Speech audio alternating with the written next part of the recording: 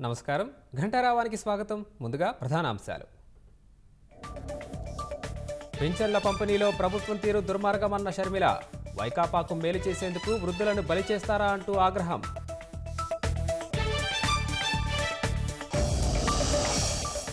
ప్రొద్దుటూరులో వాలంటీర్లతో ఓటర్ స్లిప్పుల పంపిణీ. నిబంధనలు ఉల్లంఘించిన బీఎల్ఓలపై చర్యలకు తెదేపా డిమాండ్.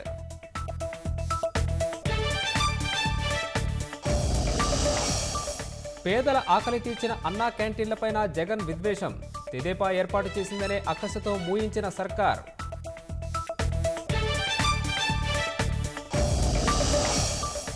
భీమిలిలో వైకాపా ప్రజాప్రతినిధి దెబ్బకు కొండలు కనుమరుగు. అంతులేని అక్రమాలపై సొంత పార్టీలోనూ అసంతృప్తి.